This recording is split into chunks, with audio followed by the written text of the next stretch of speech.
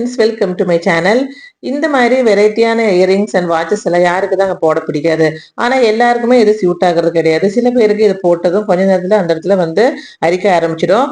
அவங்களுக்கு வந்து அலர்ஜி ஸ்கின்னா இருந்தா இது கண்டிப்பா போடவே முடியாது. மற்றவங்க யாராவது இந்த மாதிரி ஸ்டெட் போடும்போது நமக்கு ஆசையா இருக்கும். எனக்கும் அந்த மாதிரி தான். ஏதோ ஒரு ஃபங்க்ஷன் டைம்ல போட்டாலுமே வந்து கழட்டினதுமே காது பயங்கரமா அரிக்க ஆரம்பிச்சிடும். இதுக்கு ஈஸியான ஒரு தீர்வு இருக்கு. இந்த மாதிரி ஒரு நெயில் இனாமல் வாங்கி வச்சுங்க, டிரான்ஸ்பரண்ட் கலர்ல. நம்ம இதை வச்சு இந்த ஸ்டட்டுக்கு பேக் சைட்ல அந்த கம்பியில எல்லாமே இதை வந்து நல்லா தேய்ச்சி விட்டுருங்க. தேய்ச்சி விட்டு நல்லா காய வச்சு எடுத்தீங்க அப்படின்னா அந்த இடம் நம்ம ஸ்கின்னோட ஒட்டுற அந்த இடத்துல வந்து டச் ஆகாம இருக்கும். ஏன்னா நெயில் பாலிஷ் அந்த இடத்துல கவர் ஆகுறதுனால அந்த இடம் நமக்கு டச் ஆகாம இருக்கும், அரிப்பும் நின்றும்.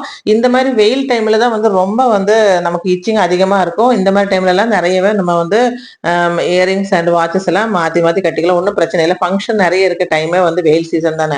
அப்ப நீங்க இந்த மாதிரி ஒரு தடவை ட்ரை பண்ணி பாருங்க.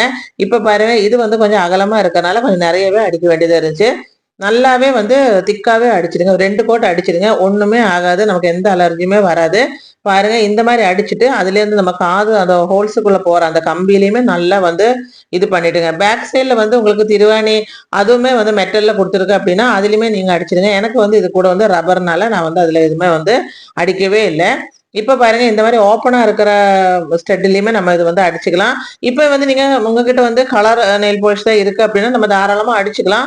ஆனா என்ன அப்படின்னா அந்த மெட்டலோட கலர் வந்து இருக்கிற மாதிரி இப்பதான் நிறைய கலர்ல வந்து நெயில் பாலிஷ் கிடைக்குது. அதனால அந்த கலர்ல ஏதோ சூட் ஆகுற மாதிரி இருந்தா கூட நீங்க தாராளமா அடிச்சுக்கலாம். ஆனா இந்த மாதிரி கேப் இருக்கிற மாதிரி ஸ்டெட்டில் வந்து கண்டிப்பா அடிக்க முடியாது. இப்போ கிளாஸ் டிரான்ஸ்பரண்டா இருக்கிறதுக்கு எல்லாத்துலயுமே நம்ம அடிச்சுக்கலாம். இப்போ பாருங்க, இந்த வாட்சுமே வந்து கையில லைட்டா நமிக்கும். ஆனா இதுக்குமே நம்ம வந்து பேக் சைட்ல வந்து நம்ம ஸ்கின்னோட டச் ஆகி கிடக்கிற இடத்துல நம்ம இதே நெயில் பாலிஷ்ல வந்து அடிச்சு விடுறோம். பாருங்க, ஈஸியா இருக்கு. ஒரு 10 நிமிஷம் நாங்க ஒரு 2 கோட்டை அடிச்சு விட்டு அப்படின்னா நல்லா காஞ்சிடும். காஞ்ச பிறகு நம்ம எடுத்து கட்டிக்கலாம். எந்த விதமான ஒரு அரிப்பும் வராது.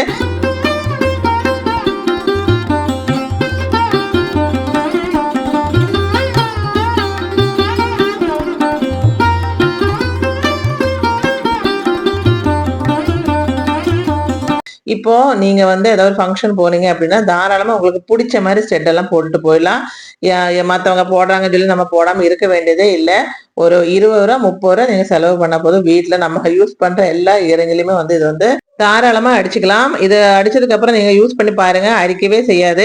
எங்கிட்ட இருக்கிற ஜிம்கா கலெக்ஷன்ஸ் இவ்வளவுதான். இந்த டிப்ஸ் ஆல்ரெடி நீங்க ட்ரை பண்ணிருக்கீங்க அப்படின்னா மறக்காம கமெண்ட் பண்ணுங்க. ட்ரை பண்ணல அப்படின்னா கண்டிப்பா ட்ரை பண்ணி பாருங்க. சூப்பரான ஒரு டிப்ஸ் தான் இது. வீடியோ பிடிச்சிருந்தா மறக்காம லைக் அண்ட் ஷேர் பண்ணிட்டு சேனலை சப்ஸ்கிரைப் பண்ணிக்கங்க. நாளைக்கு வேற ஒரு வீடியோட பார்க்கலாம். தேங்க்யூ.